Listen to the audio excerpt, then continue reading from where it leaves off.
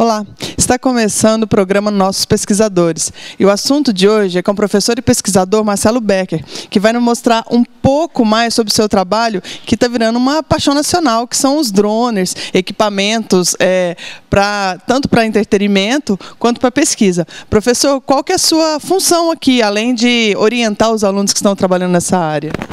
Bem, a nossa função aqui é tentar desenvolver pesquisas, que sejam aplicadas à agricultura, à atividade de inspeção para grandes empresas e desenvolver novas tecnologias.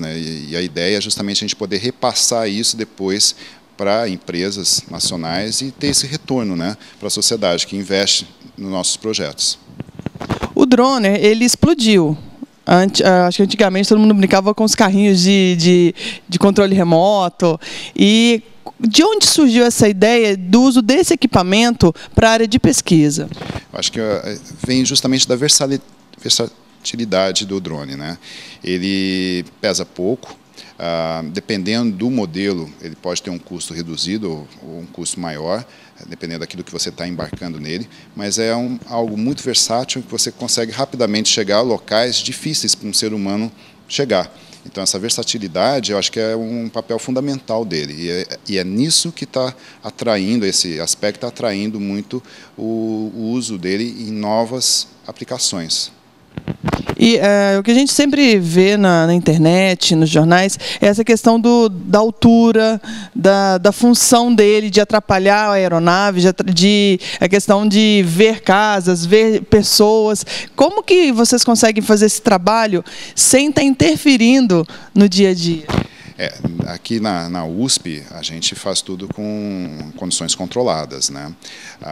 Então, a gente usa uma gaiola de testes para poder desenvolver a tecnologia que vai ser embarcada no drone. A gente faz testes no campo de futebol, ou mesmo em parceria juntamente com a Embrapa, a gente vai para a fazenda da Embrapa fazer os testes.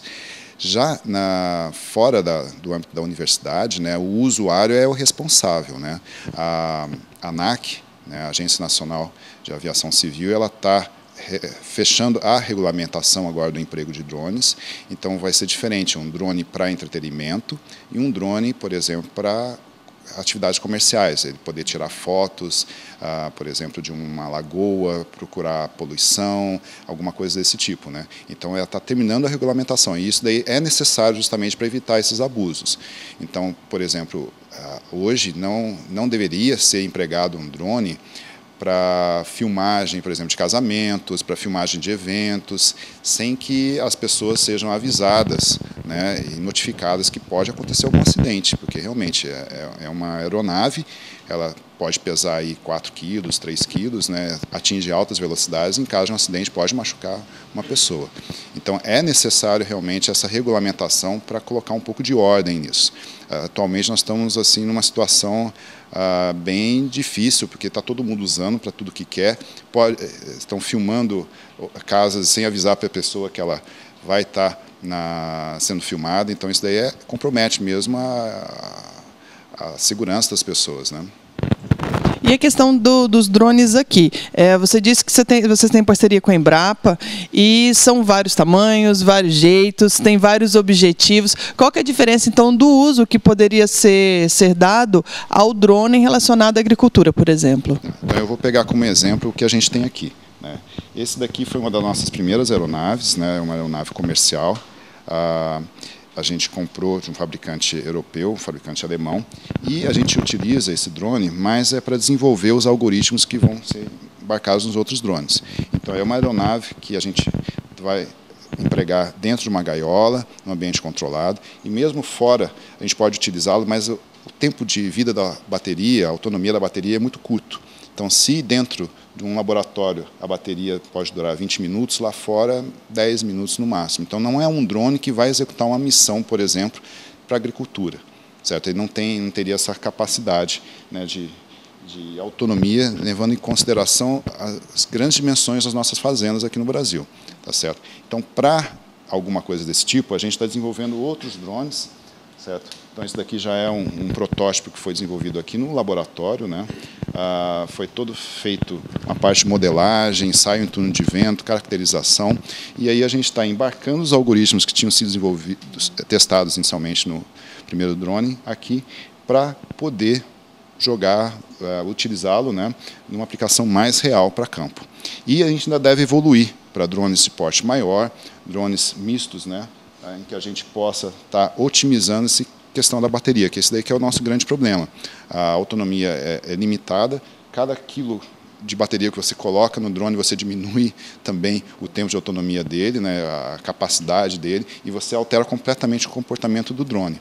Então a gente está desenvolvendo pesquisas nessa linha. E para isso é fundamental, não apenas a parceria com a Embrapa, né, que vamos dizer assim, nessa área de agricultura, é o nosso grande parceiro, mas também a parceria com a engenharia aeronáutica para a gente poder usar o túnel de vento, usar todo o conhecimento do pessoal da aeronáutica, nos auxiliando no desenvolvimento dos drones. Professor, há um tempo atrás teve um simpósio, um seminário, um evento que a sua equipe participou. Fala para a gente um pouco do que aconteceu. Certo, esse daí foi um evento internacional, né, é uma competição em que reúne a USP, aqui no Brasil, a Universidade de Illinois, em Urbana-Champaign, lá nos Estados Unidos, a Universidade de Bayreuth, na Alemanha, e a Universidade de Hong Kong, lá na China. E, basicamente, são 12 alunos de cada uma dessas universidades, são selecionados para participar do evento. Então, dá um total de 48 alunos, e a gente divide esses 48 alunos em 8 grupos. Cada grupo não é Brasil contra a Alemanha, contra a China, contra os Estados Unidos. Não, os alunos são misturados. Então, é uma condição bem interessante, porque ele tem que atuar num grupo em que você vai ter que conviver com uma mentalidade diferente, né, uma cultura diferente. Então, é um brasileiro, o americano, o alemão, o chinês, trabalhando juntos num período muito curto, um período de uma semana. E eles têm que desenvolver uma proposta que seja tecnicamente viável e fazer o plano de negócios dessa proposta, para mostrar para uma banca de jurados, né. Cada ano, esse evento acontece em um país. Certo? Então a gente faz esse giro, né? O ano passado foi nos Estados Unidos, esse ano no Brasil, o ano que vem vai ser em Hong Kong, lá na China, né? E depois vai voltar para a Alemanha e continua girando. Então não é a primeira vez que a USP participa desse evento e foi um sucesso o evento, né, esse ano. Foi em janeiro e o foco dessa edição foi justamente o uso de drones. Então os alunos tinham que ver formatos diferentes de drones ou aplicações diferentes e que fossem comercialmente viáveis, né? Então foi bem interessante. Inclusive, um dos nossos membros do nosso grupo foi jurado e teve alunos do nosso grupo também que participaram no evento. Acho que foi bem interessante. É muito intenso, é uma semana, eles trabalham muito, varam a noite trabalhando, né? Dormem pouco, então tem todo aquele clima, né, de tensão até chegar na final, mas acho que foi muito bom. A gente já tinha conversado antes e você comentou que o que ganhou foi o que foi relacionado à parte de entretenimento. A gente percebe pelo filme Transformers, por essa questão do carrinho de controle remoto. Eu acho que vocês, homens, têm essa fixação por questões eletrônicas e principalmente por lutas. Então, você acredita que talvez tenha sido por isso, por ter só meninos participando, ou essa questão das pessoas gostarem de ver a tecnologia mesmo? O que eu acho foi uma mistura de tudo, viu? Durante o evento, a gente teve grupos que focaram em aplicações de auxílio, por exemplo, à polícia, ao corpo de bombeiros, a monitoramento de áreas, né? Você poder criar uma rede de comunicação para fazer salvamento, né? E também teve grupos que focaram a parte de educação, então usar um drone como uma ferramenta para educação e entretenimento. Então, esse grupo que focou em entretenimento, foi interessante que a proposta deles era justamente usar aquelas áreas grandes, industriais grandes que já foram abandonadas, né? Às vezes você tem uma área que está caindo em degradação, então você aproveitar aquela área, revitalizar a área, usar os armazéns, né, como se fosse uma área em que eles pudessem jogar com drones. Então seria pegar um videogame, né? A ideia de pegar aquilo que está num videogame e transportar essa sensação para o usuário que estaria pilotando o drone. Então, eles fizeram todo um levantamento de drones que pudessem se chocar mais facilmente, sem serem destruídos, né, com paredes e outros obstáculos. Teria uma parte de realidade virtual. E foi interessante porque, na final, esse era um dos finalistas e tinha outros projetos que a gente achava até mais interessantes, sim, com relação a auxílio ao ser humano, né? Mas, na final, os avaliadores eles tiveram que se colocar no papel de investidores. Então, o que a gente fez? A gente deu dinheiro para eles, né, o dinheiro de brinquedo, tipo banco imobiliário, né, e eles teriam que investir. Então eram 4 finalistas, cada um tinha um potinho, e eles pegavam o dinheiro que eles tinham e falavam, então eu vou colocar tanto nesse grupo por causa disso, tanto nesse grupo, nesse grupo, nesse grupo. E os avaliadores preferiram olhar o retorno financeiro. Então a gente vê que realmente, né, aplicações de entretenimento têm um retorno financeiro muito grande, muito rápido, comparado com outras aplicações que você tem que conquistar o mercado aos poucos, né? Então foi legal ver essa parte de tecnologia, os mais viáveis, e a parte de investimento, né? Como se eu fosse um investidor, aonde eu colocaria meu dinheiro. Professor, a gente percebe que hoje um drone, antigamente, né, o drone era um pouco mais caro, mas hoje ele é de fácil acesso. Você compra pela internet, você vai em lojas de eletrônica e você consegue comprar. Vocês têm essa mesma facilidade de achar equipamentos para poder planejar, para poder fazer o drone, para vocês poderem trabalhar? Certo. O drone a gente tem que pensá-lo como se fosse um sistema em que eu posso fazê-lo ficar muito caro, dependendo daquilo que eu vou colocar nele, ou uma coisa de baixo custo, né? Então você tem drones comerciais para entretenimento que você não tem muito poder computacional embarcado, você não tem muito sensor, ele fica barato e você está lá no controle remoto brincando com ele.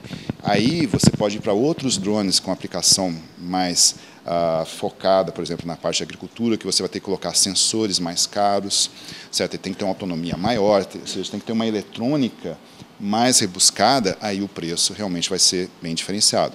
Mas para você montar um drone, é muito fácil você ir numa loja de aeromodelismo, comprar o material básico, os motores, o controladorzinho que controla os motores, quer dizer, interligar isso daí é fácil, tanto que hoje em dia muitas pessoas podem montar seu próprio drone, né? O que diferencia o custo é justamente aquilo que você quer fazer com ele. Você quer brincar, como você falou mesmo, um carrinho de controle remoto, ou seja, eu tenho meu drone lá, eu estou simplesmente voando ele, brincando com ele, ou realmente eu quero transformá-lo num robô autônomo que vai poder ir a campo, executar uma tarefa, seja uma inspeção de uma ponte, seja uma inspeção de uma plantação, né, coletar dados, processar os dados e me dar um alerta. Ó, lá na minha plantação, nessa área aqui, pode estar tendo uma doença, uma praga, porque a imagem que eu estou captando na minha câmera multiespectral, ela me mostra um comportamento diferente daquilo que eu estou habituado. Então, você tem essas duas vertentes. E a questão da tecnologia hoje, está mais fácil a questão essa interligação de rede, você poder conversar com um professor na Alemanha, em Hong Kong, você poder ter esse acesso e saber novas tecnologias para implantar, ou não, vocês procuram estudar para poder patentear um produto que vocês estão fazendo? Como que funciona essa questão, meio que uma disputa, vocês fazem entre ter a tecnologia, montar e conseguir processar e vender? A comunicação hoje é muito fácil, né? Como você mesmo disse, por conta, por exemplo, daquele evento, né, de inovação, ele foi patrocinado pela agência de inovação aqui da USP, pela Pró-Reitoria de Graduação. A gente tinha reuniões mensais com os integrantes dessas universidades, sabe, 4 cantos do mundo, né? E está muito fácil isso, muito fácil trocar informações, muito fácil a gente ter acesso à informação eletrônica, né, através de um arquivo PDF, né, olhar os papers dos journals. Então é muito fácil a gente fazer isso. Pelo outro lado, como pesquisadores e como a gente desenvolve tecnologia, que a nossa ideia é repassá-la para a indústria brasileira, né, a gente tem que ter esse cuidado justamente da patente. Então a gente vai fazer uma busca, ver aquilo que está sendo feito no mundo, né, e tentar fazer diferente, tentar inovar, né? Então aí o papel da agência de inovação aqui da USP é fundamental, né? A gente poder ter a parceria com eles e estar protegendo esse nosso conhecimento, porque a corrida está muito intensa. Eu falo isso muito para os meus alunos, ó, vocês é como se fosse uma escalada, você tem que ir colocando bandeirinhas lá para mostrar, ó, chegamos até aqui, chegamos até aqui.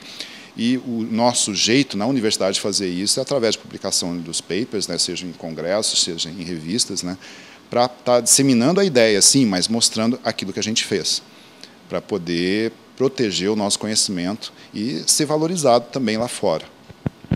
Bom, o programa vai para um breve intervalo, daqui a pouco voltaremos mais com nossos pesquisadores.